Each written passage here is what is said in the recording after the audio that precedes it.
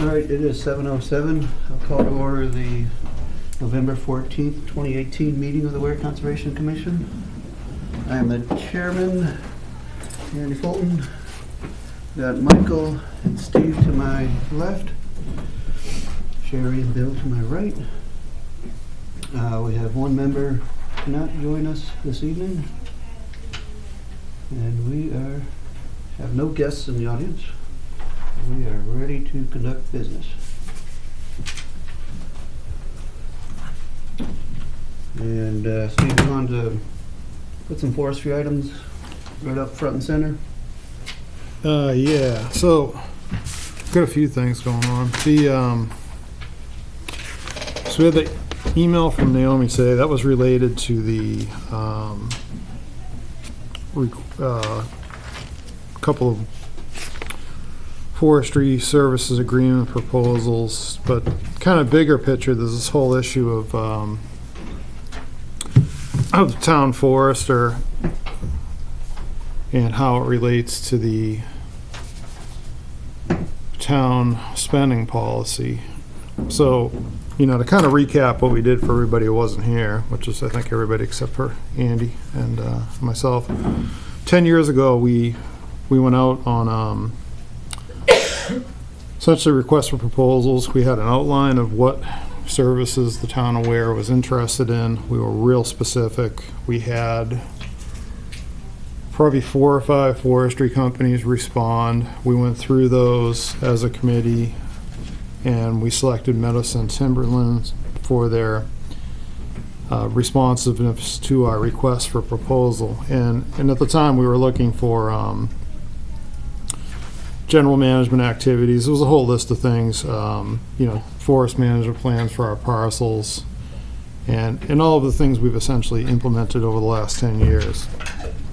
At the time, Fred Francesco was I believe he was the town administrator. It was right around that time. I know in the past he had said, you know, that the town spending policy did not apply to the Conservation Commission.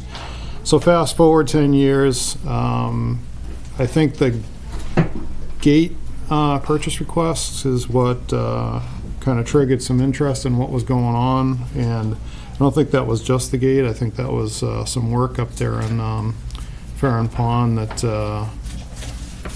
one of the loggers did. But anyhow, that's kind of what. So John Osborne jumped me during that Board of Selectmen's meeting to ask why we weren't following the town purchasing policy. So continuing to look through that, you know, we have our opinions that we kind of did comply and we did what we were told to do at the time. Laura Spector has offered up an opinion that she doesn't really care what Fred said because they had disagreements in the past, and that, you know, if the selectmen want the policy to apply, it applies. We've also looked at, you know, whether or not that section on the exemptions for land use services applies to the town forester, and essentially Laura has come back and said no. I talked to her about, you know, how we would approach this, and really there's only 2 things that we can do, because, you know, we haven't had a chance to really talk like Naomi's suggestion about this needs to be gone off for a request for proposal. You can't work like that with a town forester. You just can't do that. Every activity, every management plan, we need to go RFP? No, I think that what we have to look at, you know, in the town policy, there is the ability to go on a long-term contract, but in there it says the Board of Selectmen have to approve that. So I asked Laura Spector about that and asked if she had an example, and here's my thought on this. I'm not going to spend my time. I'd say we ought to, you know, let the attorney, because I asked her for it, she didn't get it to me. I asked her again today, and she said call the town of Northwood. And my thought is no. You dig it out, you finesse it for us to make it legally sufficient, because it's too complicated for me to have a long-term contract. I wouldn't know how to do it, to set it up to meet the town's requirements. I mean, I've seen, you know, long-term contracts, and they're really complicated. The other more simple option is to do what we've been doing, but just have the town the Board of Selectmen, because it's just the policy, exempt the town forester, much like the other activities. I talked to Sherry about, looking into this, and sent that email around for what the town of Amherst did, and they used a very similar process to us. So, I think we're right on with what we're doing.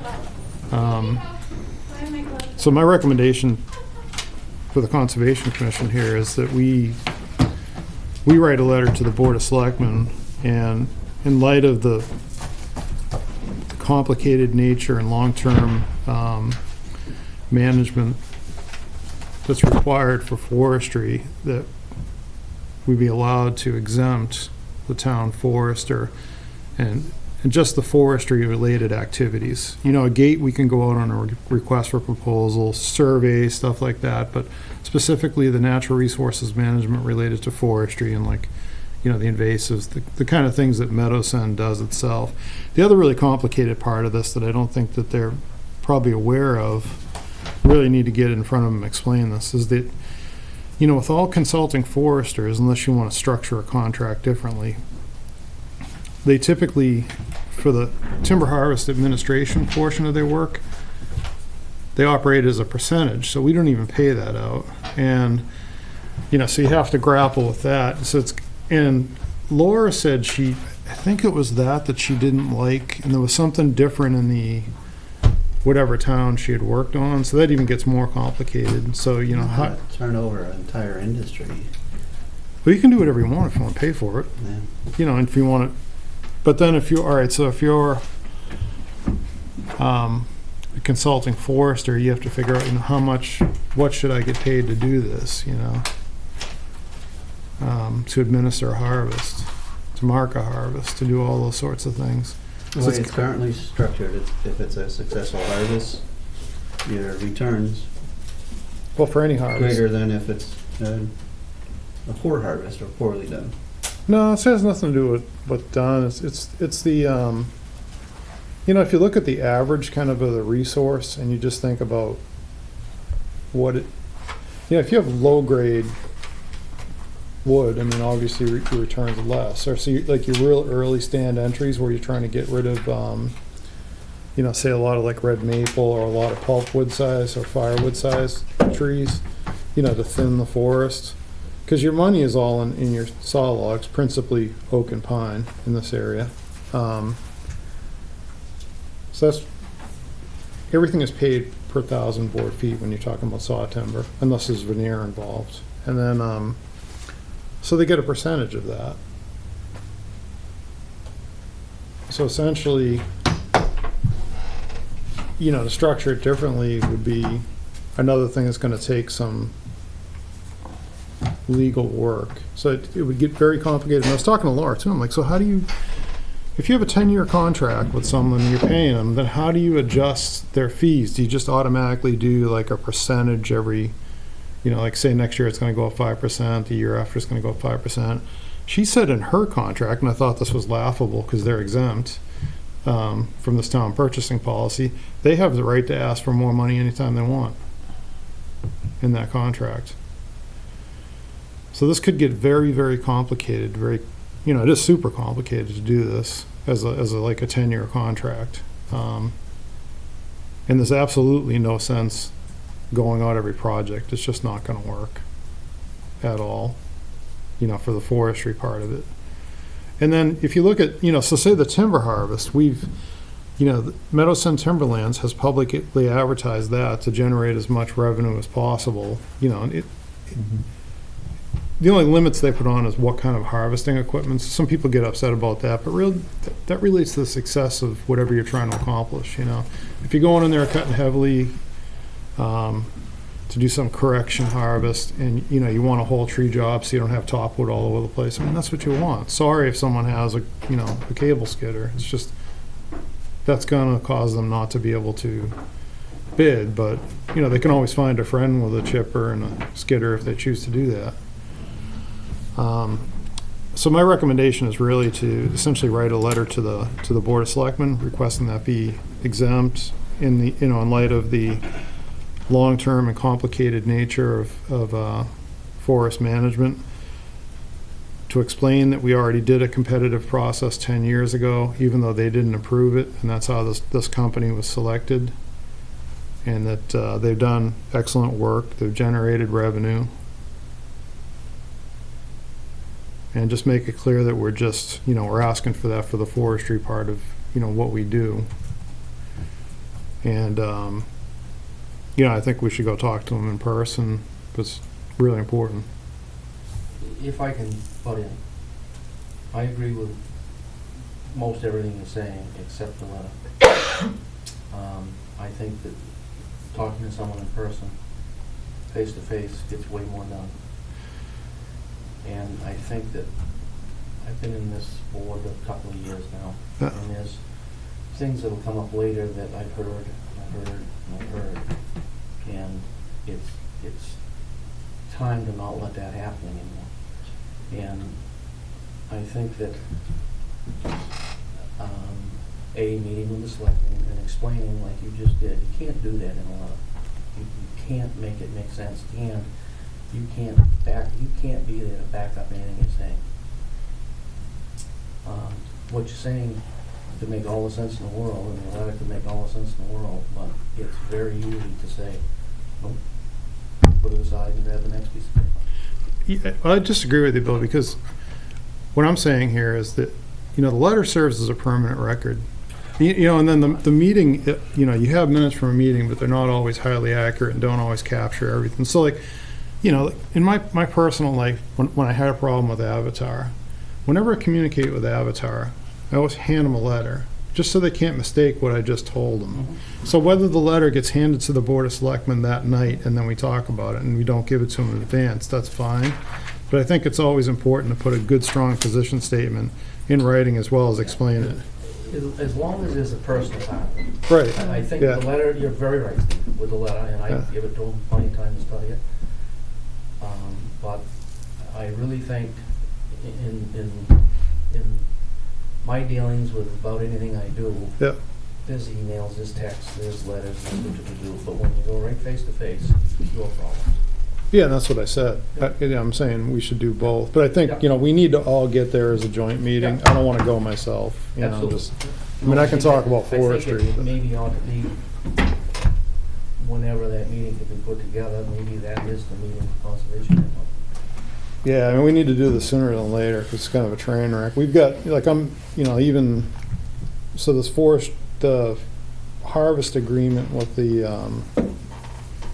logger here. Now, we already signed a forestry services agreement, and all the marking's been done, and I think we're into this real big legal problem if we bail on that.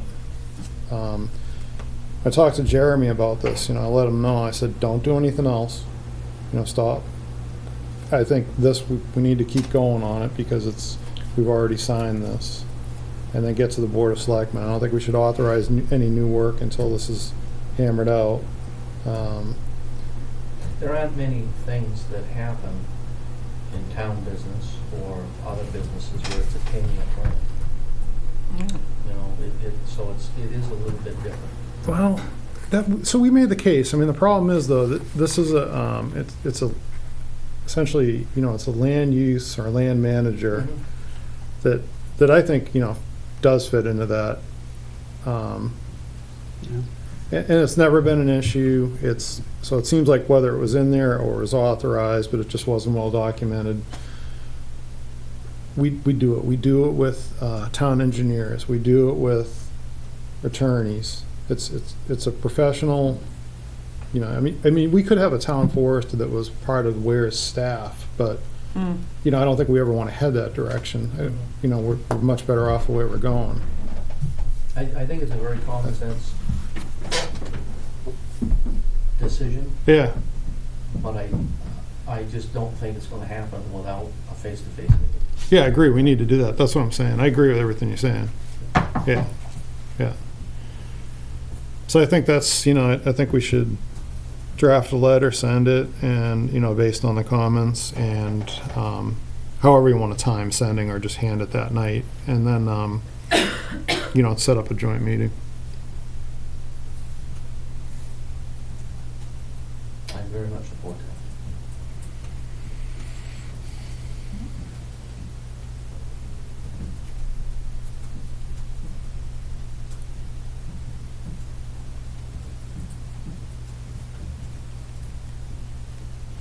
And fundamentally, what we would like to get out of that meeting is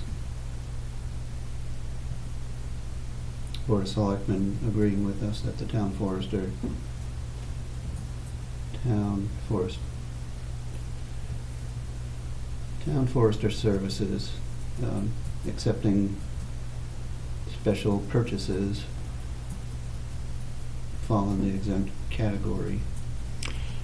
Yeah, I think even more so, Andy, we want to specifically add town forester in plain language to the policy, which the Board of Selectmen can change the policy at any time, right, Sherry? Mm-hmm, yeah. Vote on it. Mhm.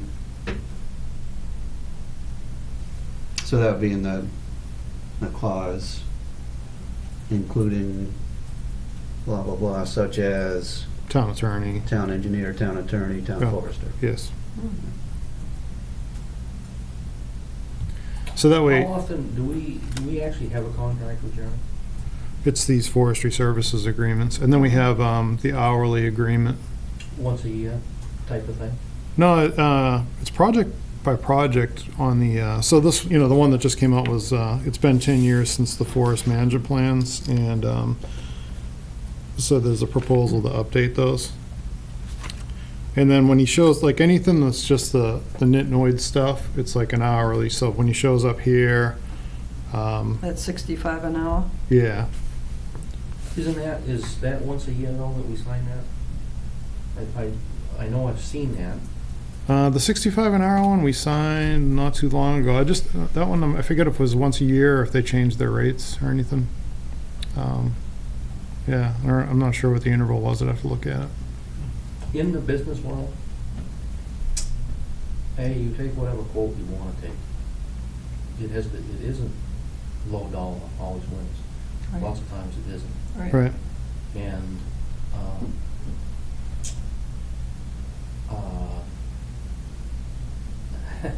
an awful lot of crazy things happen you call two foresters and say, I want bids, and I want them for $250 an hour. Please send it to them. So you go with those two and you go with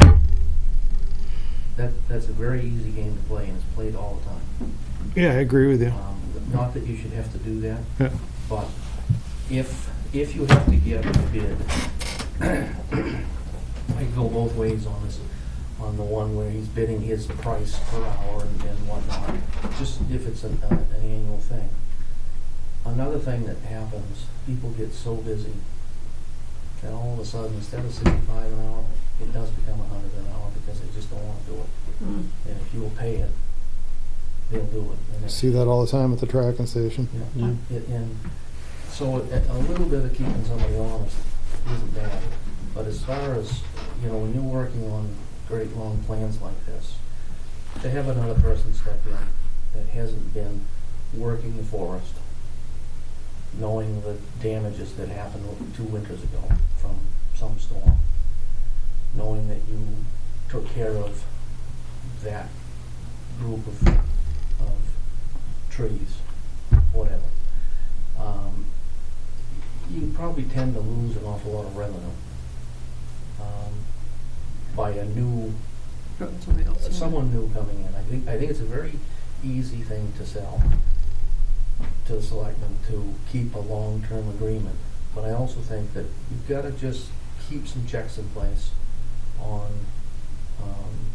pricing. I think Jeremy's prices are very fair. Yeah, I do too. And the thing is, like I said, when we went through that process, they were fully responsive. That's how they ended up getting picked. It boiled down to everybody was really close. The other thing is from a technology perspective, they're using ArcGIS. They're on top of things. They have some young people that they have working for them that they'll bring in, forestry technicians that have been here at the meetings. And then if Jeremy professionally has been one of the pretty active young foresters, so he's a go-getter definitely. But it's not just Jeremy; it's the company. Meadowsun, they've got a presence here in town with their properties, and I forget the guy that that started. Yeah. So it's a strong company. I really get nervous about losing them. I mean, that would be really bad for us, because it, you know, jumping through too many hoops. Because, you know, I was even talking about so traditionally when we have like a survey problem, we've just, you know, they've gone and got a few prices from surveyors and just put that under, you know, ran it under their company. And now, so, you know, we go to survey, we're essentially going to be asking them, well, you need to follow the town purchasing rule. And that's going to cost us more to follow that than it is that we're ever going to save by getting 3 quotes. But, you know, whatever the selectmen want to do, I guess. I understand a gate, but, you know, even a gate, like if you don't have a set spec and a drawing where that thing's going to go, and then someone out there to go out there and make sure that the gate got installed properly, we're not going to do it. So who do we pay to do that? You know, with a big project like a bridge, remember when we got the bridge, we paid Meridian to be engineering oversight. Yeah. So now we couldn't do any of that either, you know, so if we, I don't know if we pay the town engineer, or, you know, who knows? It's just very complicated. In my frustration, just thinking, it's like, my God, we almost need a paid conservation staff to deal with this stuff. If we're gonna go to that level where every time we go to buy something. But I don't think. Well, we wanna that's go a huge there. question. Who's going to do it? Well, you know, my thought is, even like this contract, so all right, if they say no, they want to do a 10-year contract, that's great. I hope Laura's got time, and, you know, that's going to be $250 an hour for her to develop this 10-year contract that she likes, that we can go with. So whatever we were attempting to save is like gone. I do think that a gate, I think that's an exorbitant price for a gate. I don't think it was just for a gate. And probably was just poorly presented. I think it was invoiced As with, a gate. yeah, it got invoiced as the gate Yep. was the main, it wasn't Yep. that was not the price of just the gate, I You had believe. some fill brought in, and you had what else? I think they reworked that whole They road ditched- going up to Was there Farron. a culvert or something? No? No, I think that one, I think that they, when they did the closeout, it was, the whole entire road is rebuilt, Yeah. going all the way up. Pretty sure that's what that was. I've said it a little bit in meetings before, that I kind of think we ought to be using the paid help. And paid help in the town of Weare, for a gate. We have a, I'm gonna call him a road agent, they don't call him anymore. No. He should be very capable of overseeing something like that. And the gate has to be somewhere where you can drive to. Hmm. Yeah, you know, it gets a little sticky with them working on like a class 6 road or, yeah, I mean, so we've Yeah. used them with that, you know, they have like that brontosaurus, but it's not a brontosaurus. Yeah. They've done some work, but you know, even with that, the production rate of that thing is not what a real brontosaurus is, you know? It's, but yeah, no, Benji's done some, But you know, Stuff for there's us. certain places where rather than hiring someone, you really can sort of steal somebody for a few minutes and do something. If it meant having to have someone go out and say, this is where it goes and this is what it's gonna be like, that's how I would roll it. And especially ditching a road or whatever, he really ought to have a big say in it. How that, whatever that road is, joins the next road, eventually they come to a town road somewhere. yeah, that one was just the actual, road to public waters going up to Farron. Hmm. So, yeah, I don't know. I mean, if the selectmen want to let them get used like In that, the that's end- fine. It's all town funds, and the more we can save, the better off we are. Yeah, I mean, I personally don't think we really paid much for that, but I guess I got a different prospectus. And I honestly didn't pay attention to it. I'm not gonna look at every little nickel dime thing. Yeah, I'm not either, because, I mean, you're coming off a huge revenue-generating harvest, and then, you know, you get an invoice for something that, you know, I'm not even sure, all right, could you have just rolled that into the harvest and had that taken out? But, you know, again, like Laura has that opinion on, she doesn't like to do that. I think she would rather see, we generated X amount for the harvest, we Yeah, paid someone, you know, so they Separate want to see it all separate. When you watch the news tomorrow night, you won't see much good. You'll see only the bad. Hmm. You're not gonna see that you generated $150,000. You're gonna see that you spent $3,000, 3,500, whatever. whatever it was. Yeah. Well, and then, you know, I just hate to see us spend more money to sit, you know, to theoretically save something than, you know, spend more than we're I think there's saving. certainly some things that can be, Yeah, and if they do nothing more, that if you just mention it, that we may have to be doing this, he'll find the right deal anyway. yeah, so I think Maybe that, a little bit more conscientious of it. well, the critical thing is to get the, you know, forestry exempted. And then, you know, my thought is if we need to do something like go out on a RFP for a gate, let Jeremy deal with it if it's for a town forest. If it's conservation land, then that might be a different deal, you know, but, If it were me doing it, whoever was doing the foresting, hmm, that would be part of, when he was interviewing the different guys to do the job, that gate would be part of that job. well, I think they asked us if we wanted a gate. I mean, we could have put the rocks back, because remember the old gate was destroyed that was there. I mean, so that was our option. I think it's a very easy thing to work through with Jeremy. But Yeah. just watching pennies, people look to see you watching pennies. I wish there were more volunteers that would help some more too, though, but, you know, it's like, I mean, you rack up how much your time's worth and what you spend on this, and there's a limit to what I can spend. I mean, I think we try to do the best we can. So, yeah, do we need a motion on that or anything, or are we just good to write them a letter? What do you think? We mentioned that we don't want this to go on unnecessarily much longer. Do we know what the selectmen meeting schedule is? Are we proposing something outside of the regular selectmen meeting schedule? Well, I think if we're all gonna show up, it's gotta be advertised as a joint meeting, which you need, what, 2 days notice or something like that? Yeah, And- you have it posted. You'll have to call Naomi and see. I know they have some budgets stuff, but I mean, I'm sure she can work in and say right after the Thanksgiving there. early Yeah, I think December. that's what we should do. I think Yeah, we should, the I think first early meeting we December, can try after to get in. Thanksgiving. And she knows, I don't have the schedule with me, what, you know, when the CIP meetings, the people are coming in and stuff. So you got enough there to Andy to draft a letter, right, just to have handy, and then we'll try to get into that, you know, whatever the first Monday we can get in. Because the other thing, you know, talking to Jeremy, I mean, he has to, you know, he's gonna move his schedule around and work for other clients. So this, you know, it's kind of a change in workflow there for them, and us, you know, then us needing to get back into the mix.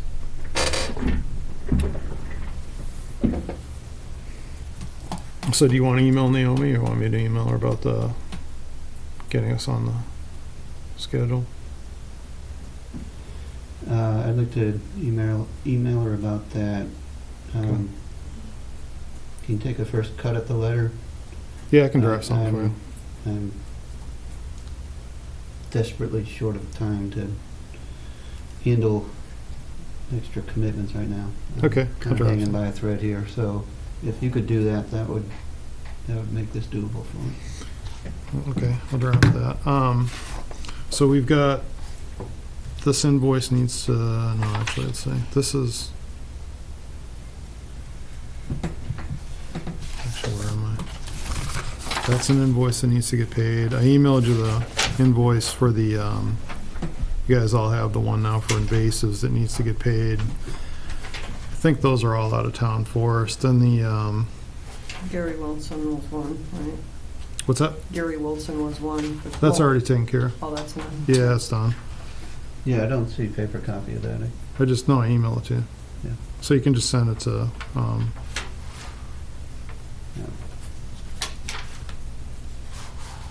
What, you don't have a copy? You should have it in your email. Yeah. Andy, it's in the I'm email that I'm name. only one password away from my email, but apparently we What's changed the it look like? password, so, That was just a field mowing. right, yeah, that one's done. yeah. That's all taken care of.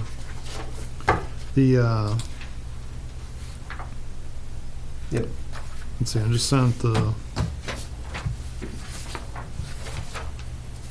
the one from Lisa, it's entitled like outstanding invoices, so that I forwarded just now. Okay. I'll And it's got, so the only, Crunch to those. yeah, it's got, this is all work we had already authorized, so this is, let's see. There was one for the tree mark and paint, I believe I already sent that along. There's one for bases work for, 3,897.50. And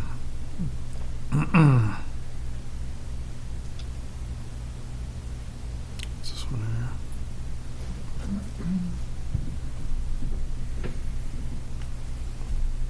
Let's see, town Your membership dues. where? Oh, no, she sent, Lisa sent one along for Eastman Forest Management Plan and for Felch Farm Forest Management Plan, and those two we're not doing, those two should not be authorized because we're,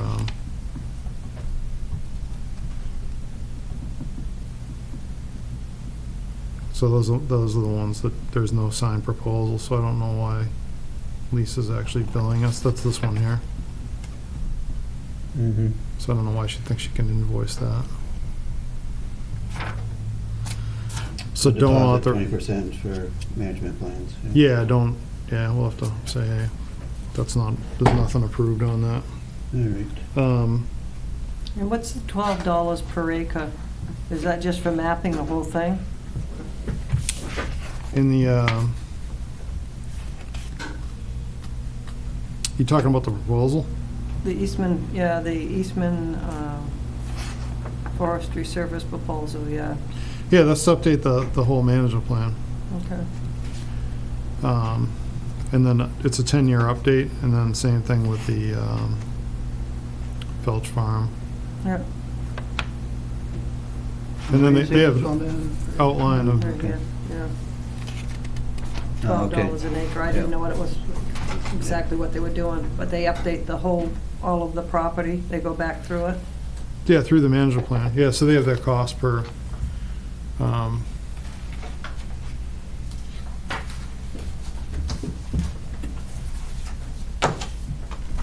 per plan to update the whole thing through the fee section. But that's something we're not authorizing right now. Okay. The, so that's it for the forestry stuff. Someone took the Poor Farm gate lock again and the pin. Really? Yeah. What, are they cutting the bowl? I don't know.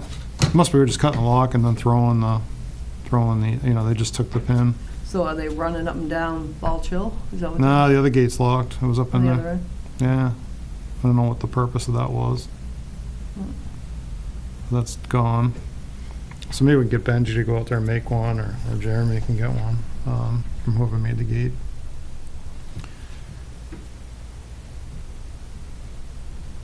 You get time for a quick update on the Cortland? Right ahead, Steve. So I don't know, we didn't get the, Craig didn't respond to my email, you guys all saw that. Mm-hmm. So that, you know, they're selling lots up there and that is not surveyed. Will called me. I tried to get a hold of him and he called me back because I was asking about, you know, I checked with Laura about whether we have the inherent right to blaze or sign these easements, and we don't. So the, because I was checking with Meridian to try to get a price, you know, because they were working on this. And then as I had the discussion with Tom Carr, because, you know, when that whole thing started, Doesn't when he do the surveying down there? Didn't he do the surveying? yeah, it's not done though. They did the layout. There's nothing set. Yeah, I noticed that the dirt, one of the big piles of the dirt right up onto the stone wall. There's something wrong because my son's building a home. Yeah. Before he can get to step 3 of inspections on the house, he's gotta do a guaranteed measurement from his foundation to a known pin. and Mhm. you can't go any further. Can't start constructing until it's done. And that's just Joe average, so I don't know how They're doing this that stuff. isn't part of that down there. I know that house is already up. You know, Will said to me, he goes, whose responsibility is that? I'm like, it's yours. You're the developer. What do you mean, you know? And to set these pins, I'm like, you kidding me? How does he know where he's putting stuff? They Right. don't. They Yep. blew over our conservation easement. That's the thing. You know, so Tom said, oh, the logger got a little overzealous because when this all started, Craig went down there because I contacted him, I was concerned, and Craig went down there, the logger said, yeah, we know where it is. I'm sure you do. Yeah, sure. you So, do. I mean, that dirt pile's probably sitting on the conservation easement. Well, that big dirt pile, you know, I couldn't look today, but when I came back up through from the Goffstown direction north, it looks like that pile, if you're looking out the roadway to the left, that pile looks like it's coming right down on one of the old stone walls to me. Oh, it's way over there, yeah. Mm. I So- mean, Steve, I'm They're not gonna supposed butt to- in again just for a second, but I think it's past the planning board's responsibility already, Well, who can do anything about it? the select.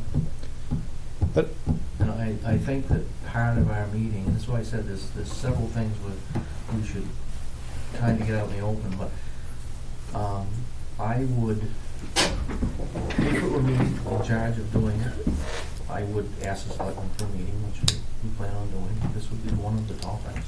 I'd do it sooner than later though, if you can get Yeah. in like the, This blazing and actually the blazing first and foremost. You've got another thing at Collins Landing that you don't know where the boundaries are, and you're supposed to go in every year and do it, and you're gonna basically pay someone to go and blaze it. Whatever permissions we gotta get, whatever, to make it Hmm. easy enough so somebody less than a Jeremy Turner could perhaps go in and do it on a yearly basis like we're supposed to.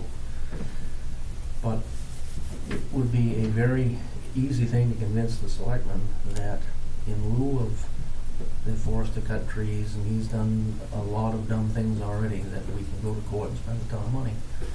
Or he can pay the fees to get this surveyed and blazed, and we need to know where the pins are, and other developers can't do what's happening right there. They kind of need to put the brakes on. They need to get our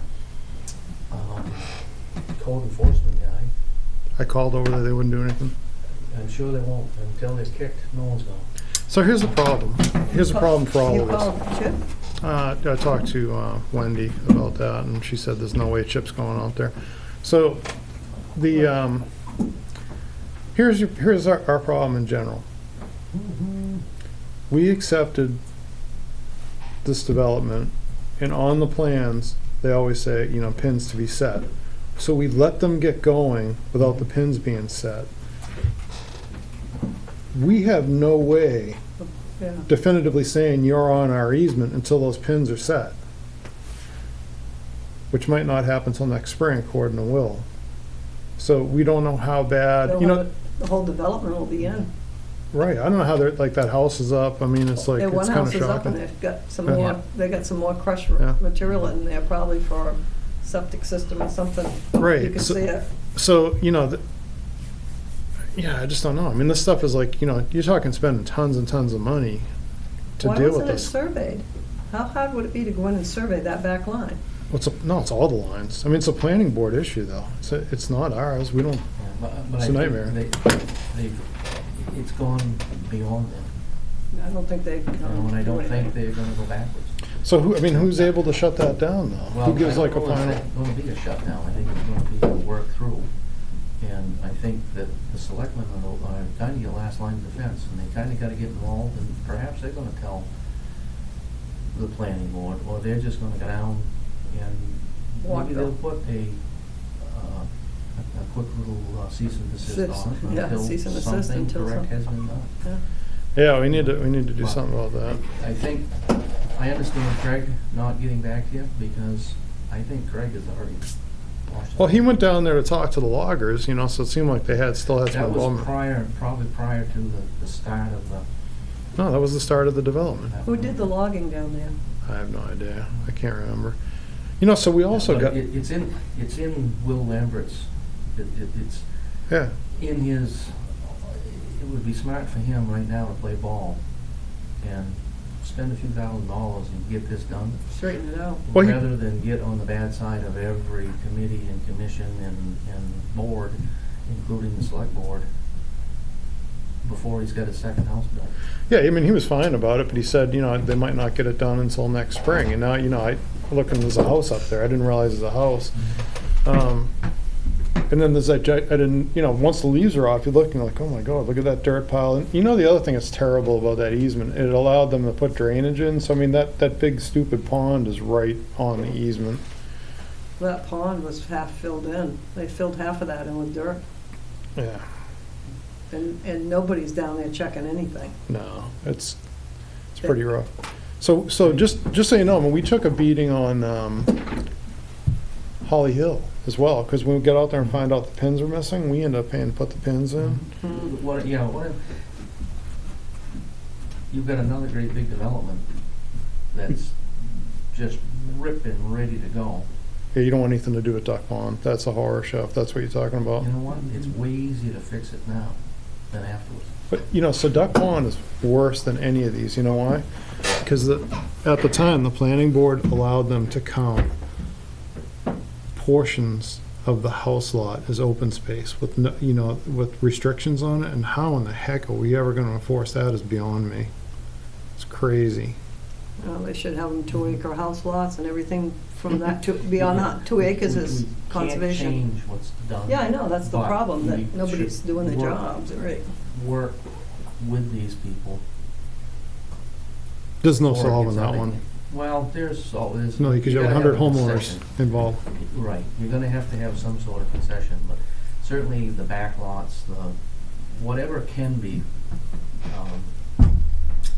blazed should. There's not, so they changed the, it's in the planning board's subdivision standards. There is a requirement now to mark the easements where there wasn't previously. Yeah, okay. So, I mean, Will Yeah. said, he was all right with us. We've got these little diamond-shaped conservation signs. I didn't get a chance to get a price from Voss to see how much it will cost for, to do the same 2x2 diamonds, but just say town of Weare Conservation Easement. So I'll get a price for that.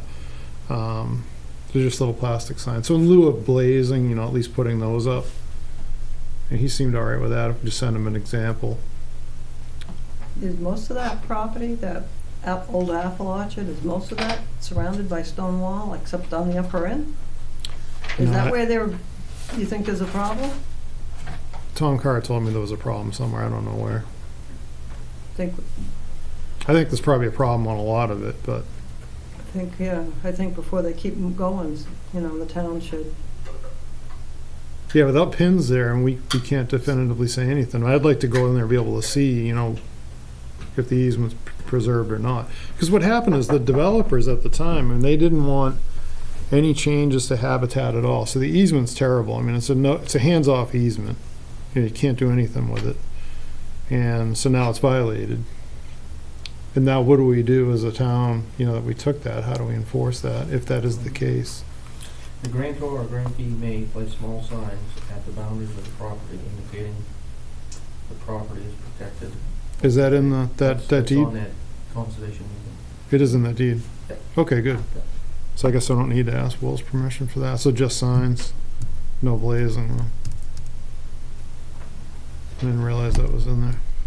Now, how can you place signs if you? If You you don't know where to where, put how it. can you put, how can you put signs up if you don't know where the hell the Well, lines are? when you survey it, there's a lot of pins on that particular subdivision. I don't think you're gonna have a real hard time getting a line. I mean, at least you're, if you're close.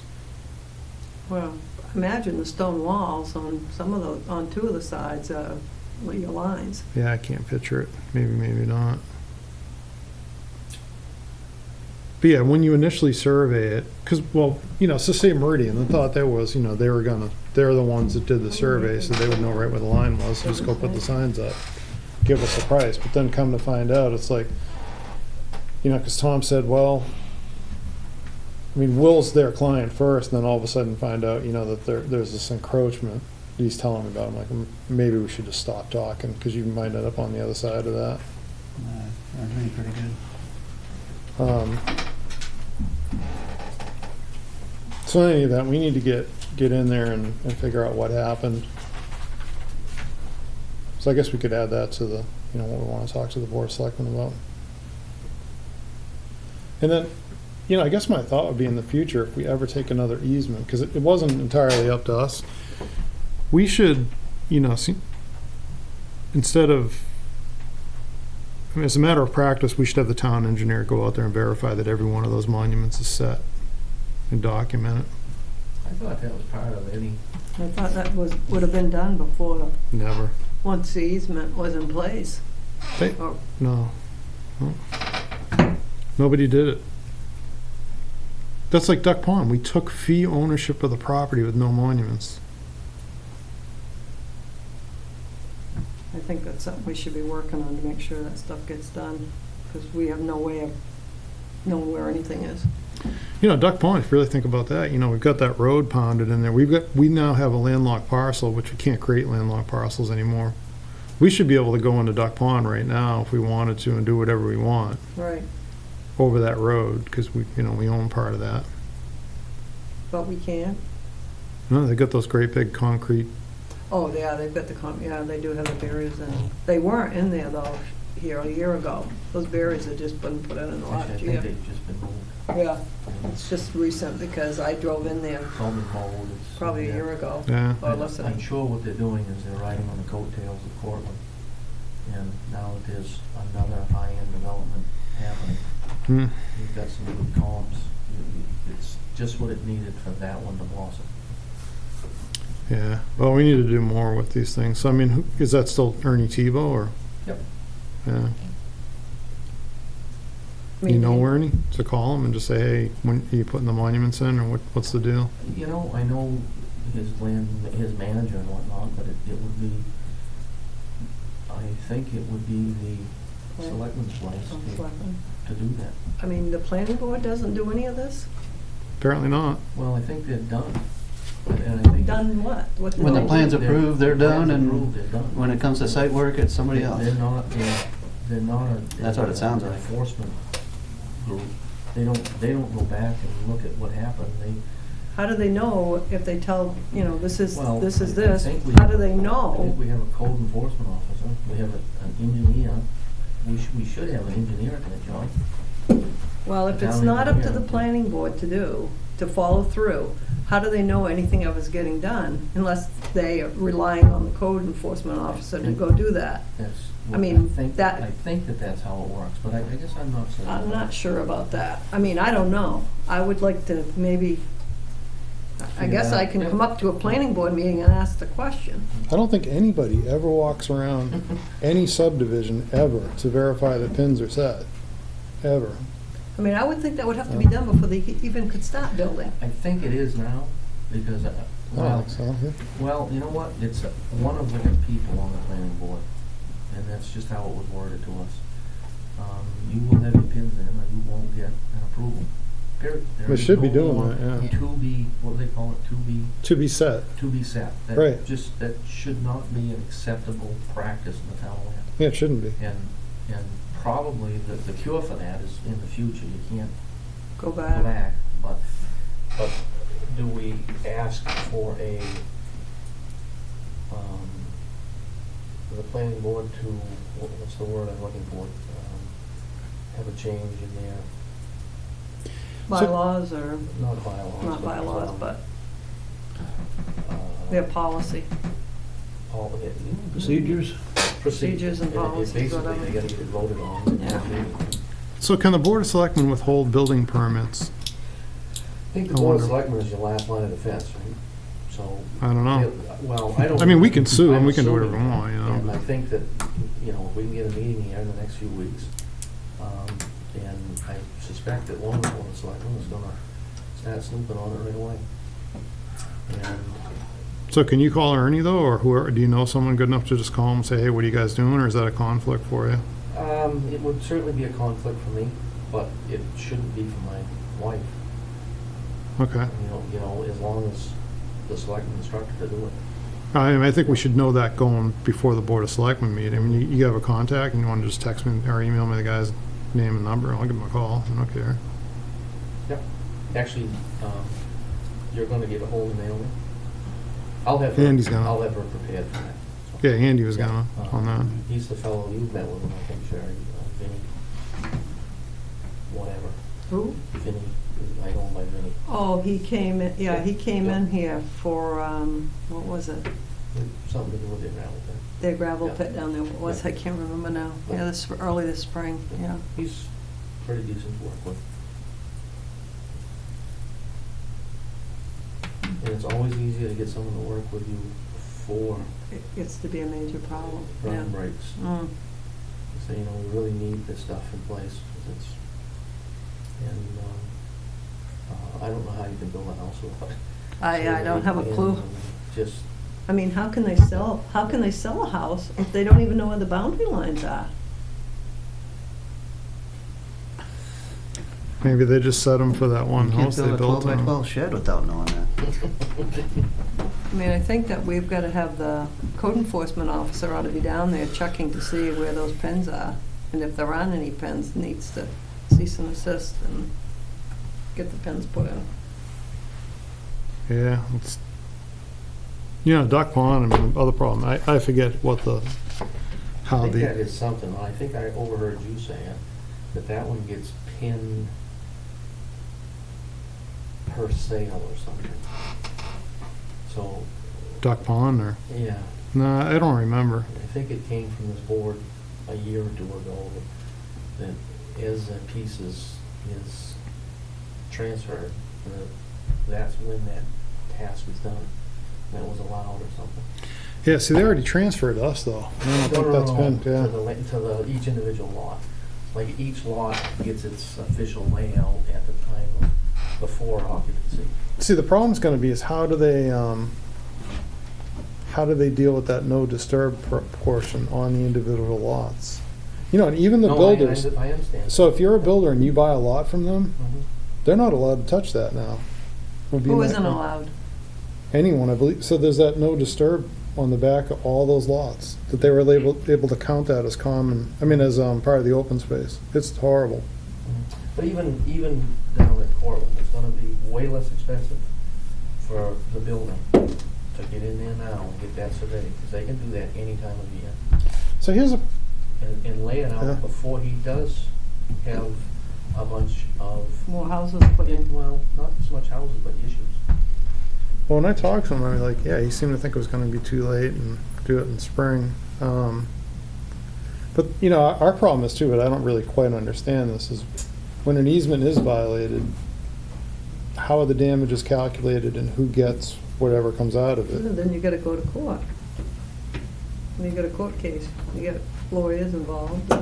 So we're bound to enforce these easements, so I mean, if it's bad enough, we're headed to court, you know, which is why the town shouldn't be taking easements, basically. I think when we talk with the selectmen, you'll probably know long before we get there, Mm. that it's gonna be a lot cheaper and a lot smarter to deal with it now Yeah, than wait until they're paying an attorney's fees. yeah. I don't think we wanna go that Yeah. route if we don't have to. And the homeowner is the one that's gonna get the short end of the stick. No, they'll get it passed on to them. When they're going and buying a new home, they've had title searches, they've had everything in the world done. And all of a sudden, oh, you did bad, and you need to move your driveway, you need to move your electrical services, and da-da-da-da-da. But we haven't got anywhere on that either, you know, that was, No, I know, but I'm just saying that before we let. that's that already thing- going on though, that other Right, development. Before we let it happen at these next two developments, let's Yeah. talk about it. You know, with an enforcement authority, we're not an enforcement authority. Neither is the planning board. But the town having a conservation easement though, essentially we have to enforce that, so that's, But you're not Yeah. the guy that's gonna go down there and do the enforcing, you know, and right. however that happens, if that works out, it works out that way, but we can cure a lot of those issues prior to. I think we can deal with it. Yeah, hopefully. Yeah, maybe should call Naomi tomorrow or Friday for sure, she'll be back in Friday. And see if you can get in the last Monday and. Yeah, well, Andy was gonna do that, right? Yeah. I will talk Sooner with than them. later. It's kind of I don't feel right being, say, the official word between this board and on this. And there's no question that we'll discuss this, but Yeah. I don't want you guys to tiptoe around me. I just, it shouldn't be me Taking the stuff, yeah, right, officially being the liaison to her. right. I would rather, Well, it should be, it was just information.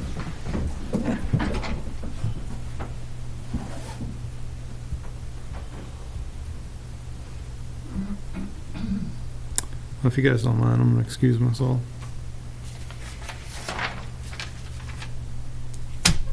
Actually, Go, I got as you need one to thing do. I'd like you to listen to, Steve. Sure.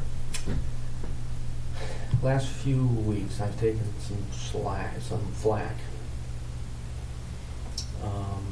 I obtained a couple easements on those two little parcels, one at Daniels Lake, one at Forest Lake, for the snowmobile trail. Did you already get the easements? So, okay. They're written up, I haven't physically got them in my hand, but, I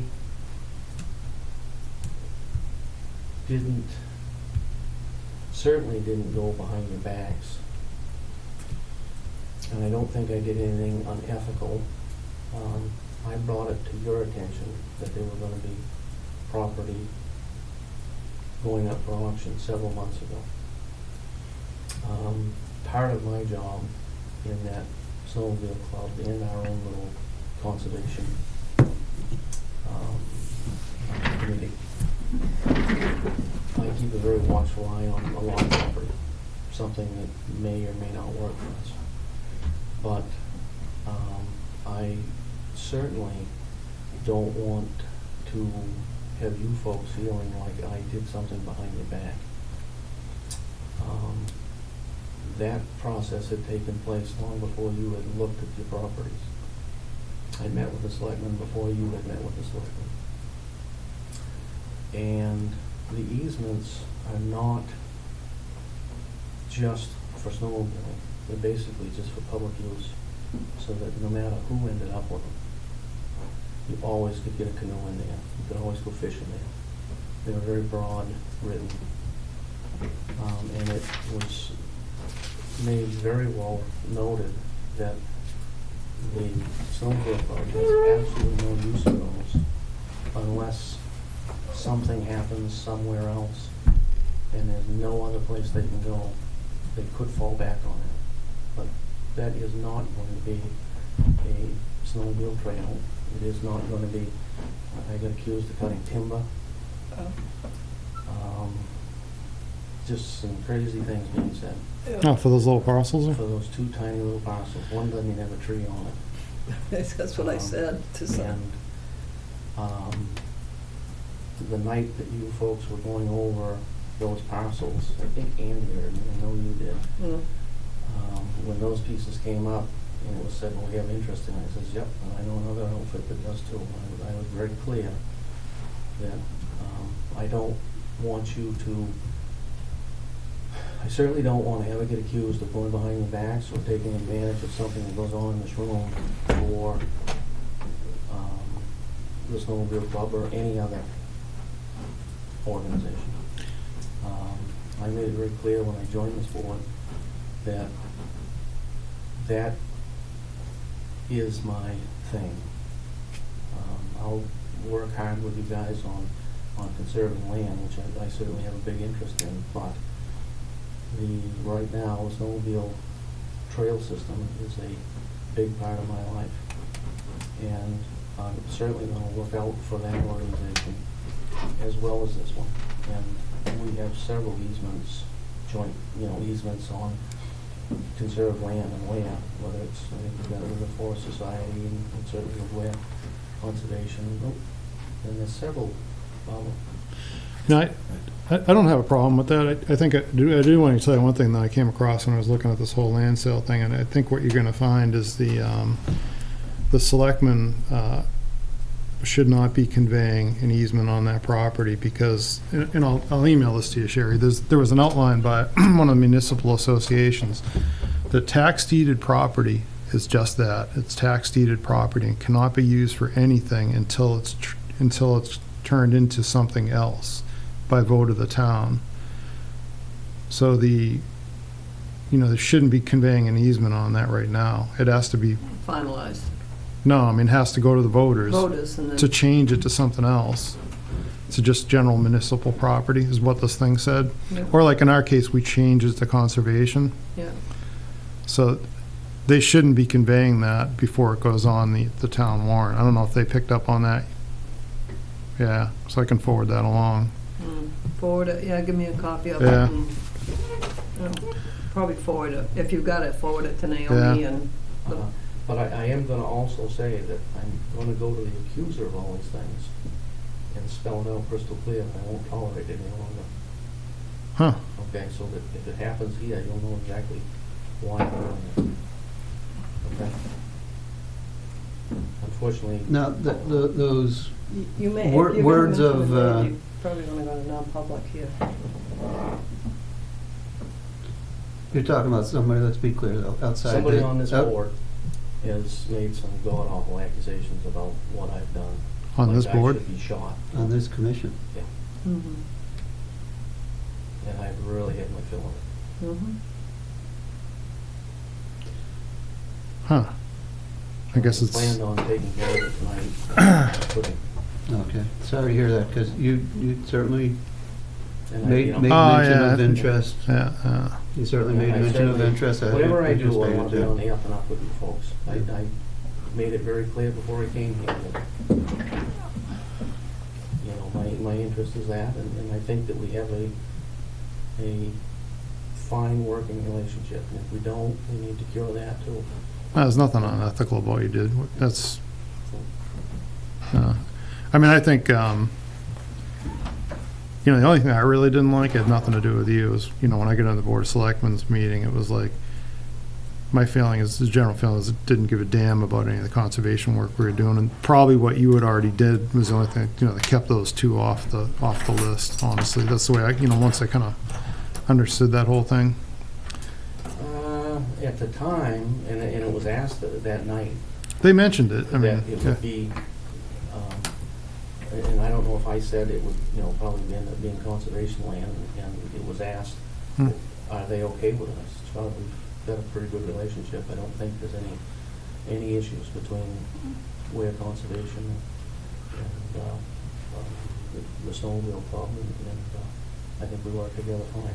Yeah, because it was kind of a split board that night. No decisions were made, but the foolishness is, right across the street, there's the marsh that we paid some pretty good money to manage and conserve. And then there's, I think those couple parcels that were down in the southwest part of the town didn't make it on that list, I don't think, did they? I don't think they can because of size. On the auction I thing? think One of that them's there- I 10 think acres, there's too many acres one's and- 10 acres. No, not that. The ones that were over on, over by Farron, but on that on one of those dirt roads down Oh, there. wow, I know what you mean. I don't think they made it on that No, list. no, the only two were the two, Daniels Lake, and Yeah. those were the two that they agreed to. The rest of them are going on. No, but some of them didn't make it on the auction list, is what I'm saying. There's a couple I think didn't show up on there when I looked at it. Really? I thought the one up on the mountain did. No, there's, over in the southwest part of the town. Yeah, down by Kramer, off Fair- Kramer Road. Yeah, it might have been. That Were they was- on there? That was on there. Is it on there? No, there's two of them. I don't know. I don't have my stuff There's with one me. up on top of I haven't got my other stuff, but there's one up on top, right on top of Mountain Road. There's a parcel. a There were house lot two on right there. together. And then there's the two houses that are on one parcel. That one's on there. Wasn't that? I thought we did well staying away from building lots. We're not. Yeah, we're not interested into in building lots acquiring anyway, no. building But lots. that's, No. and then there was that one off Cram Road. I thought we that's- stuck to natural resources, which is our. Yeah, but they just, Yeah. I mean, because It didn't register. the ones that were next to the ones that Gordon Russell gave to us, they had like a wetland, and I didn't see those on the auction list, but no one said we were conserving them either. So, so warrant articles will do the next meeting, right? So Yeah. we got to throw all that together, whatever we Yeah. want. Yeah. Oh, the other thing too that wasn't clear, Naomi sent the CIP thing out. And we're not actually spending, it's an authorization to spend, so how would we even, why would we bother putting that in CIP? And we had that discussion with the Board of Selectmen. Yeah, and we'll have that discussion again. Yeah. I would be glad for somebody to show me how our business, our forestry maintenance, our conservation maintenance are being prepared in some fashion by having funds to acquire conservation lands, how that fits into a, It doesn't, it's just an 5-year authorization to spend. capital improvement. I did that exercise. I was like, all right, let's pretend we're gonna put aside so much money every year so that we can purchase a conservation, well, who knows in 5 years whether you have a willing seller in an interesting property. Yeah. You don't. You know. It's not like you can spec out your property and say, I'm gonna spec out a conservation property, and as long as we follow this plan, we're gonna have the resources in hand to do that property at, I'm gonna play devil's advocate Go for for a it. second. Go for it. You're getting into a trails thing. And I think you're looking to spend money to develop them and grow them and maintain them and comfortable. And I think that's outside of your normal scope. That would just be conservation money though, too. But that trails thing, I would say, is dead as a doornail right now with this whole spending policy Oh, thing, yeah. because good luck specking that out. Only thing I want to say is trail. Yeah. You hit it, nail it on the head, the gate's broken again. I've heard Mhm. that one several times. We just had one of ours, they went out with a chop saw and cut a great big enormous hole. Oh, man, really? And then drove over a bridge and flattened that into the brook, and it just made a real mess of shit. Trucks. Think hard on your trails, Well, because I'll tell you, It's a I constant brought- battle. all right, and I'll say, well put, Bill, that's new terrain for us. That is a new, I've got a couple of Proposition. contracts in here for almost $30,000 this year yeah. for our little bit of snowmobile trails. Mm. It doesn't even Wow. begin to cover the cost. It's all volunteer. It pays for most of the materials, but not even all the materials. That's a yearly thing. And you spend more money you spend 60% of your resources, both personal time and funding, in keeping Maintaining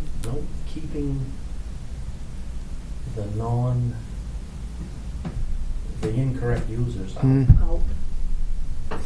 So if you're gonna spend 50%. $20,000 on the trails, you're gonna spend about 25,000 more, Keep them out of it, people out. and it's a full-time deal. I mean, I've got 9 people that dedicate themselves to doing this, and then about 100 volunteers when it comes time to doing it. Man, it's a lot of work. Mm. I just want you to think hard about all the time we spent the last few months. Well, if you guys are putting, and I still don't have that map, but if you're putting these trails in, and some of them are on, land that have easements on them and stuff, why can't we use those trails to walk? For hiking trails and stuff, if he's going like, do you have any trails up on Pine Hill through there? No, they're not. Remember, that was in the easement. Oh, There's that no was motorized. No motorized vehicles. There's an old road on, there's already Yeah, the trails in there's there. old so, logging yeah, roads up yeah. there, yeah. Well, I've got to fly, so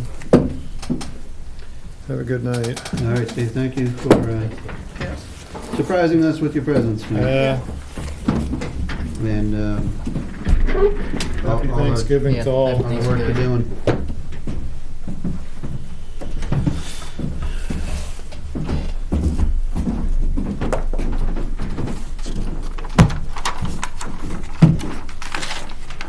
All right, let's jump to the top of the agenda. After the much-awaited release of the July 8th, 2018 minutes, does anybody have comments on those ones I finally wrote up? Hopefully the last minutes I do in a for a long time, please. Those were sent around, well, I guess about a month ago. Yeah, July 11th. I read through them when I saw them. I didn't see anything.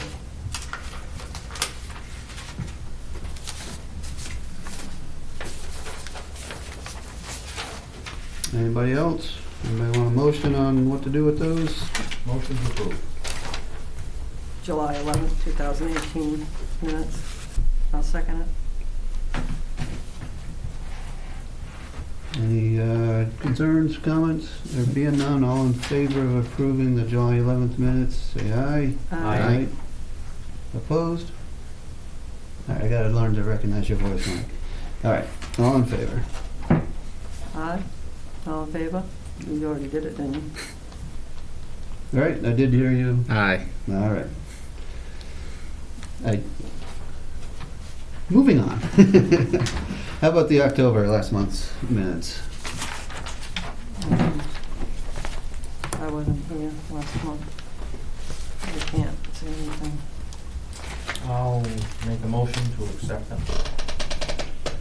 Second.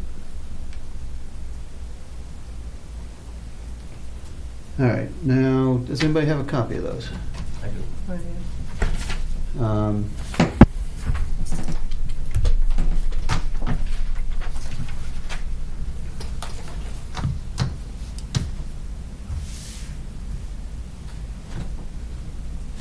Okay. Great. Thank you, Bill. If you're done with them. All right, motion to approve the October 10th minutes has been made and seconded. No further comments, so all in favor, please say aye. Aye. Aye. Aye. Abstain because I wasn't And here. one One abstention. abstention? Okay. So we've got Michael, Bill, Andy in favor, and Sherry abstain.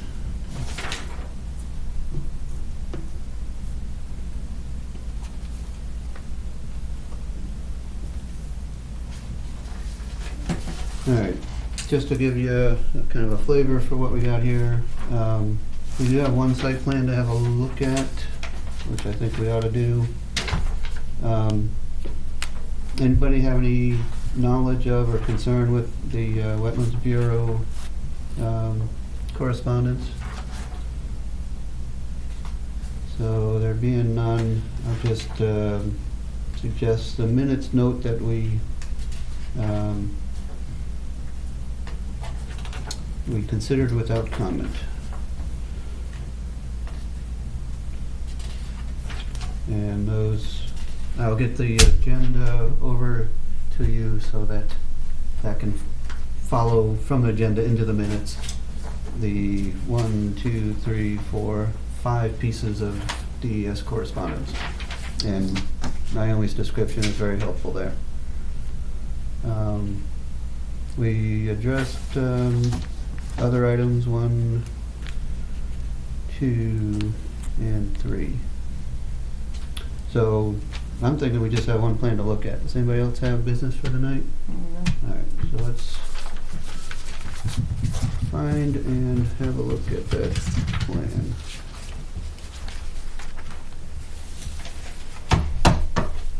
That was that for a road? Shoreline permit application? Was that what it I'm was? sorry, which one are you looking at? Shoreline permit application? Is that the one? I think that's one of the DES letters. Right. Woodford, that sounds, you're curious what that's about? I think that may well have something to do with Craig's property down by Abijah Bridge. Oh, okay. I believe his was called Woodfern. I know he's been trying like heck to get that thing squared away for quite a while. Okay. All right. Where is that plan? Looks like that plan.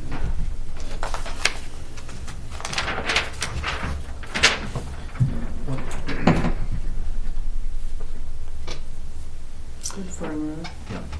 And I had asked Naomi to try and give us a little bit of overview of what's going on. So that is just a brief little description.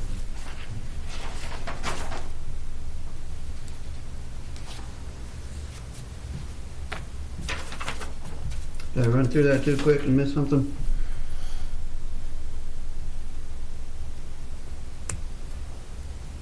I'm good.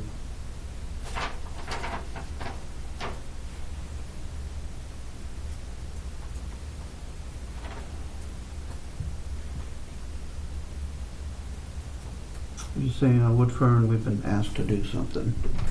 Not clear to me.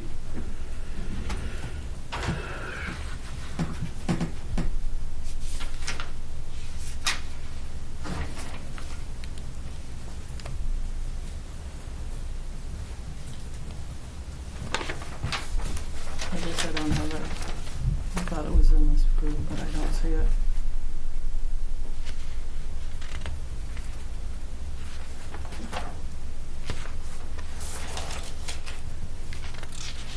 All right, well,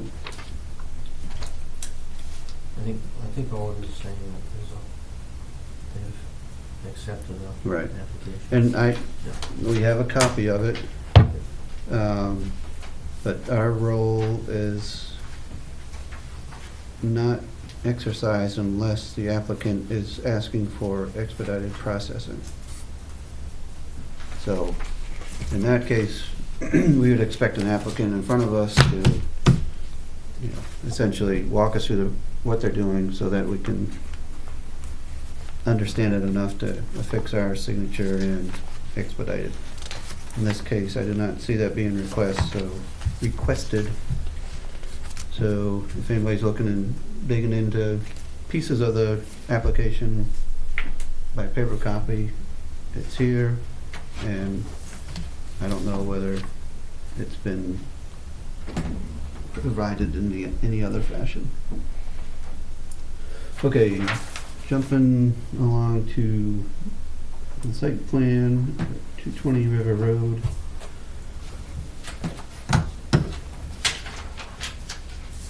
Prepared by Art, stamped by Tom Carr for wetlands.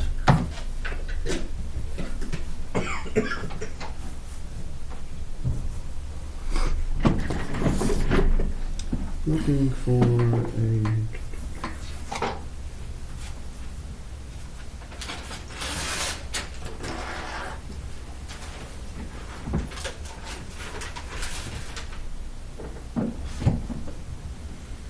all right, I guess fundamentally this is a business proposal. Christopher and Marcia Boulia.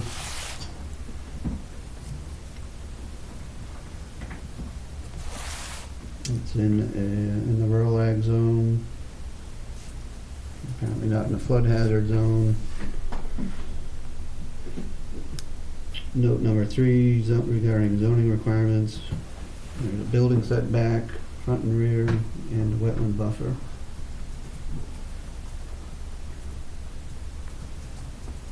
And note number 4 says trash to be stored in building and carried away by owner. Scrap metal to be hauled away by dealer. Coolant waste to be removed by recycler. I don't see a statement here of what exactly the business is, Is that gonna but be? it's behind an existing house. That's not on, down there in Riverdale where that, they're putting in those buildings, is it? That's not on the road. No. Oh, okay. It's down at that end of the road somewhere. 220 River Road, it's not it. It's not up too far. So there are wetlands on the property. There is a wetland buffer indicated on the plan. It is, Now, would they include some sort of hazardous material plan with this if they have coolant and things of that nature? Or if I they're have- not if they're not producing enough of it that they wouldn't need? yeah, I don't know. I don't know what the nature of the business is. Apparently, the planning board will. So It's gonna be on the right side of the road, these Yeah. numbers, right? our quest is to raise any conservation concerns of the natural resource variety. It's cold, so it's. Before we get to Colby.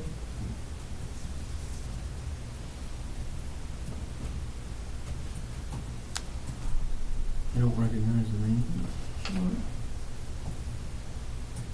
Oh. There's a housing development out in here somewhere. No, I know where it is. It's Weare Nh's business. It's the old pallet shop. Oh, okay, We've got a little mill, yeah. so it's just north of that. You go.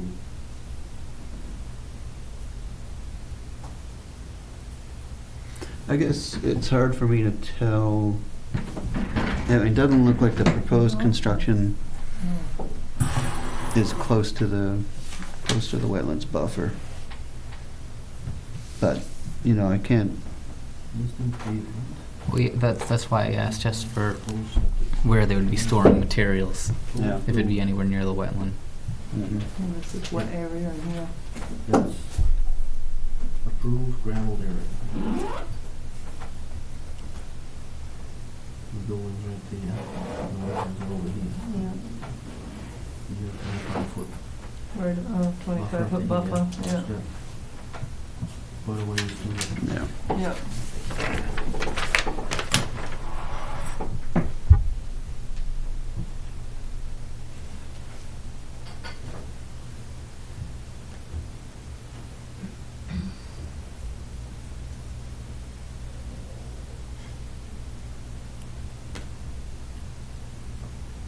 Yeah, it looks like drainage from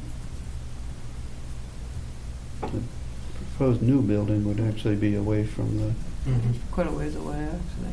the wetlands on the eastern side of the parcel.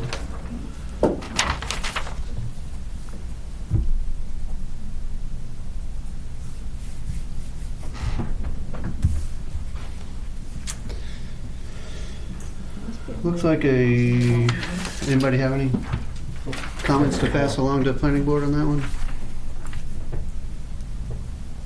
Feels like a noted without comment to me, or Mm. without identified concern.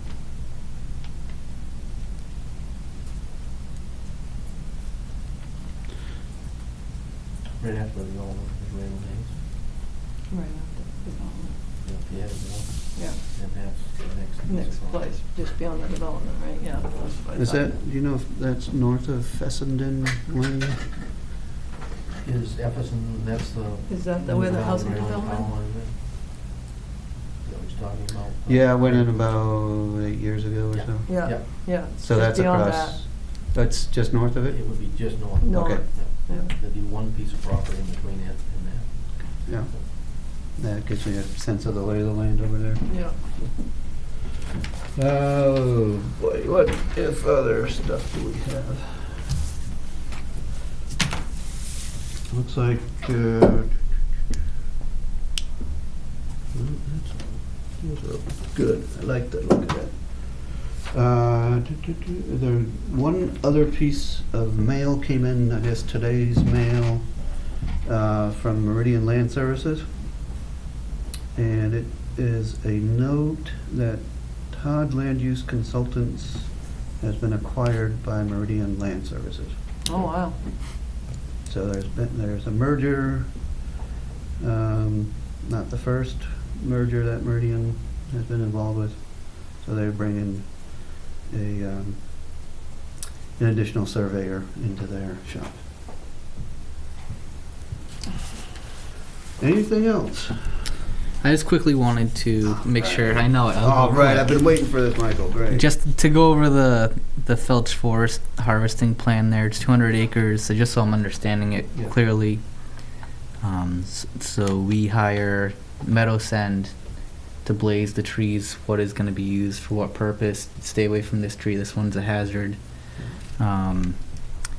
This work isn't gonna start till the ground's frozen, and then we would get a notification of when work would begin, or do they notify meadow send? The forest, the logger, the harvester has to Mhm. notify the town, but we do not get another notice. We get an intent and a season, Intent, and Jeremy would know, and if we want to know, he'd let us know, but typically, They have that year to work. right. Okay. Right, and what's been beneficial to us is that our contract forester has been on top of that, and informs us in our relationship, he informs us if there's something we need to know about. Okay, so Or if there's something we want to know about, then he's the person who would be aware of what the schedule is. he would be monitoring their progress and doing spot checks of Exactly. actual trees leaving While the site. harvest is underway, he's working it. Okay. Yeah, that company is. Okay. And then the last thing was They do the pre-harvest marking. They do the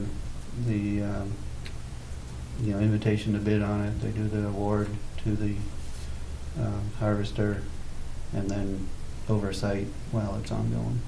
and it sounded like it's in their benefit to make sure best work practices are happening, so they're seeing a higher profit on their end if the trees are identified correctly for certain uses. So we'll say this is a veneer over here. He's making sure that that's it's being sold as, and they're getting, and he manages that. Meadow Send would. Not so much in the short term, but in the long term. Okay. In the long term, it's plan the harvest for the goals on the harvest unit. And it might be some harvest units might be to improve the stand with the goal of 15, 20 years down the road having a high value veneer harvest. Okay. Or it might be habitat improvement on a unit where that will be done even though it won't be necessarily a top dollar return. It'll be chipped or for So- pulp or something.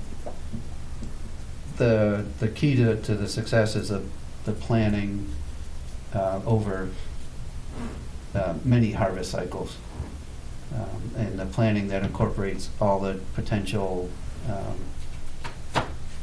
improvements that could be made on that unit. So Felch Farm, it's probably better than 20 or 25 different units, and a harvest typically will include a handful of those. So it's not the whole property at once. I think the last time equipment was in there was probably about 8 years ago. And even part of that, one of the improvements that came out of the harvest was improving the road into the transfer station, taking a bend out of it so that Oh, is that where the asphalt extended there around the corner? that was an opportunity, and we worked with the road agent at the time, and the request was made. It was sensible, and it was an opportunity that wasn't even it wasn't part of a plan, but it results in a safer access to a town facility. Mm-hmm. Okay. And that only happens because we do have the active management of it. Yes. We do have the continual oversight of the process and the go-between, and having the forester work for us on it. Would I be right in saying it's winding down this last 10 years? This is towards the end of the life cycle of the first management plan on it, Yes. and this is a new one. Yep. This would Right, be the it's, start of the next it's, one. right, it's a reassessment to see if we're reaching the goals, seeing if we want to modify the goals. It's, you know, it is a, you know, it's a work in progress. Much the way a master plan is supposed to be, The master plan. you know, Yep. reapproached. Reapproach and look at it again. Yeah. I apologize, I'm gonna butt in for a second. I was Yep. supposed to have told you folks, but I did talk to Jeremy, and he was very aware of the grave sites. And Good. not the meeting again. Good, excellent. No, that's not a butt-in, that's, I don't know, were you with us when there was chat about, you know, some grave sites in the Phelps Farm? Yes. Okay. Yep. So any of those things, we're looking for somebody who's got that institute, or got that long-term knowledge of the land and can answer those questions fairly quickly, as opposed to, oh, nobody told me about Yeah, that. there's a you know, tomb I out need to there. go out. There's a Yeah. tomb out there, and then, Yeah, but there's also, on the lower end of that, I believe that wraps around the transfer station area. On the lower end of that, there was a house out there where they took people when they had smallpox many, many years ago. I believe there's probably some burials out there, whether they're marked with anything at all, I'm not sure. Or if it's just like putting a rock here and another rock here, because occasionally that's Mhm. all they did. Mhm. So I'm not sure, but on the Kind of south. ass open that good. Huh? I don't know. I have one question though. Yeah. What happens, like Jeremy goes in and they map out, well, we're gonna do this 50-acre area. We're gonna cut this out, we're taking this, this, and this. What happens, how does he, I mean, maybe he walks it close enough so he sees everything, but you can miss trees walking through a forest, even though you're marking stuff out or telling them what to cut. What happens if the log is cutting like a veneer trees? Maybe they're only getting 2 or 3 off an acre or 1 off an acre, but what happens to that? How is the town notified? Because those trees sell for $3,000 to $5,000 a piece, a good veneer tree. I'm just curious, do you ever get any report on that? The time I've been on this commission, I don't think I've received a report saying, you You've know, got a veneer tree? the folks working for us, you know, I just read did. somewhere here, I'm just getting rid of a bunch of old junk emails, but each load is signed on both ends by the mill and by the. So if the mill sees something If the that looks mill- like veneer, they're supposed to, you know? You know what, that's the right question, is the right Mhm. person to ask is Jeremy. Yeah, But I'm I'm just almost certain curious. that I just read that in an email the other night on one of The trip tickets. yeah, there's a trip ticket, Mhm. and yeah, and all those receipts, I know, go right back to Jeremy. Yeah. I'm just questioning it, because I know that those trees, if you would truly have a good veneer tree, a big tree that's really clear and straight, they get lots of money. It had a price list right on it, the deal was $1,200. Mhm. And there was a little stipulation that said if something were to be cut, well, accidentally or however it falls, there is an increase in what they would pay, whether it was 20% or whatever. But there would be more. There's a consequence to taking the wrong trees. I think in that industry, Jeremy's probably a sort of watchdog in this. Yeah, yeah, I was just curious about that. There's still a lot of relationship-based business, Mm. and that can be, doesn't have to be. Sometimes it could be abused, but that can be quite significant in Mm. keeping the incidental truly incidental and not the, you know, intentional incidental. Oh, let me just sweep a little bit in here. Mm. So, I mean, it's important for us to, Have a good relationship with the forester. if we see things that make us, question what's going on, then, we're in a whole different place. Mm. it's on every level. You know, how does the commission work? Is our commission trusted by other entities within the town? Yeah. If other entities see the way we do things as less than, you know, above boards, then yeah, that's something we need to address. And hopefully we're at a pretty good equilibrium and not, you know, doing the job and then not doing the job and then doing the job. But I've I don't know. I've seen a fair bit of stability with, you know, Steve and myself being at this for quite a while. That you know, there are ups and downs, and you know, there's some boards that are inclined to be more trusting, and some need to be worked with to get to that point, because Yeah. there's no basis for it yet. Right. And hopefully that's what we can do, is establish and reestablish and work towards and, Yeah. you know, justify some, you know, earn the trust. And that's a challenge. Yeah. But it's important. And, oh my goodness, speaking of that, there was one other thing that popped into the box that fell over here. Again, must just come in today. So bear with me. We've got a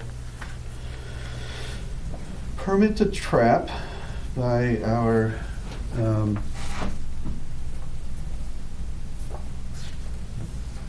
neighbor, I believe out of Goffstown.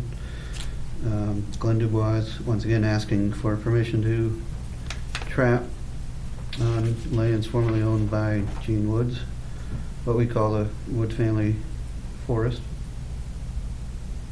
And this is a relationship, speaking of relationships, that we've had with this trapper for better than 5 years now. Stipulations are that he provides a report at the end of the season on what he takes. What's he trapping, beaver? Yep.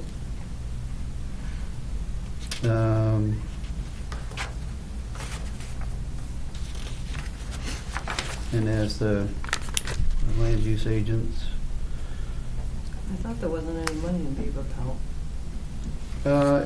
you know, we've had him here, and early on he did come in person to make the request. And he came in person to tell us what he took, and it is, he said, no, it's not for money, it's who he is, and he's, you know, a carpenter builds stuff, a trapper traps. And you get to that time of season, or a sugar, you know, make syrup. And you get to that time of season, it's what you do. Mhm. It's who you are. You're not necessarily looking to, you know, Is it? operate it as are they a nuisance? lifetime. Are they a nuisance out there now? Is that why you having them trap them, or? No, they're a resource. It's just accessing a resource. They're not a nuisance because you can trap them. Is really my opinion. They are a nuisance. Well, they can become one, yeah. I think he has a pretty good reputation.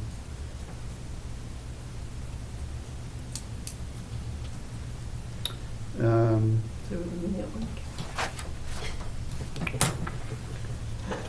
like. It all be pets.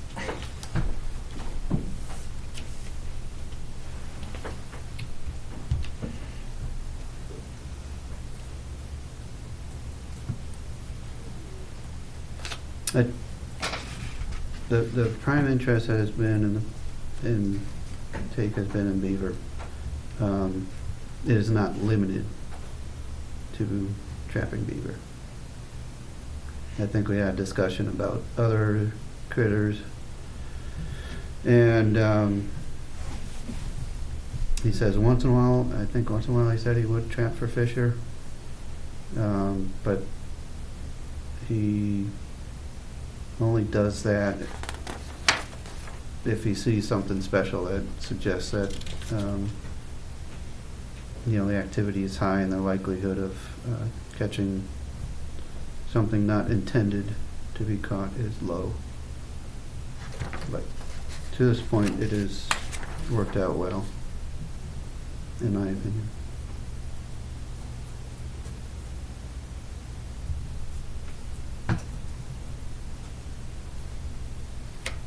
You know, Andy, we just sent a fellow to, what was the camp that you normally goes to? Berry Conservation Camp, yeah. Sent a fellow up to get certified for Yep. trapping. He was impressed. Very, he's quite an old one. Mm-hmm. Yeah. So the terms are trapping with approval of the Conservation Commission. Number 2, report on take of fur from the conservation land and abutting land. Truck use limited to trapping only. Vehicle not to interfere with snowmobiles. If the roads are not firm, then no travel. Borrows and returns a gate key at the end of the season.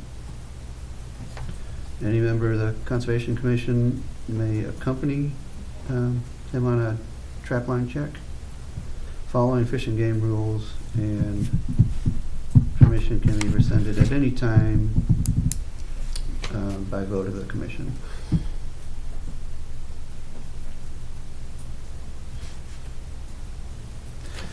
You look for a motion? or- Looking for a motion.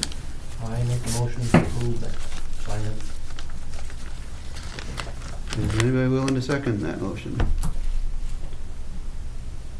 Yeah, I'll second. Could I get his contact information? I would be interested to go with him to check his trap lines. Yep. I will pass that along. Any further concerns? Opportunity to state for the record? There being none, all in favor say aye. Aye. Aye. It sounded like all in favor. No, Understood. Understood. I don't like to see.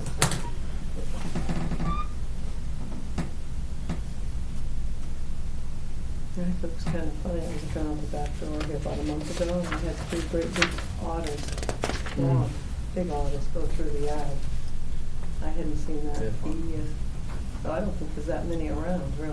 Up in Northern Maine. You see 'em? Fishing, and then come over and they almost start talking to me. They don't have to, Jeff. Yeah. Yeah, I had not seen any around here for a long, long time.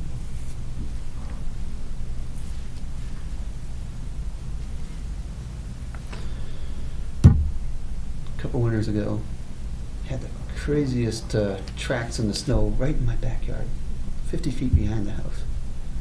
Only thing that could have made that was an otter, just sledding along in the Sliding hill around, in yeah. the back of. I've had mink come up to the house, but this otter is like, and then you could see, oh, wait a minute, downhill. I don't walk, I slide. Yeah, this was 3, they were big, I It mean, was- I didn't expect them to that be was- that big. Yeah, that was amazing. Unfortunately, I had a close encounter with one down in the flood control area down Henniker's River Road, which I think is underwater now. Oh, wow, But way there's, up. on the way up towards College Hill and Hopkinton, there's a spot where a brook comes in from the south heading into the river there, into the Kentucky. I had to slam the brakes hard because the otter was coming up and over. Yeah, I like to see them. And it's like, no, I don't, why would I swim through a culvert? And I'm like, I've seen dead beaver. I mean, there are places where things should be more easily traversed by these aquatic mammals, but not that place just. And I was afraid to hit that thing, you know, and I you know, secured the scene and then took a look, and there was no blood, but sure did scare the piss out of him. You know? It was like splat. You know? I'm like, oh man, I'm so glad I didn't squish you. Yeah. And off it went. But they are cool creatures. Yeah. Grab what you want from that, and then I'll move it along to the selectmen. That also, you should be seeing that on the next step with the Board of Selectmen. Mhm. That's all I've got, folks. Mhm. I'll make a motion to adjourn. I'll second it.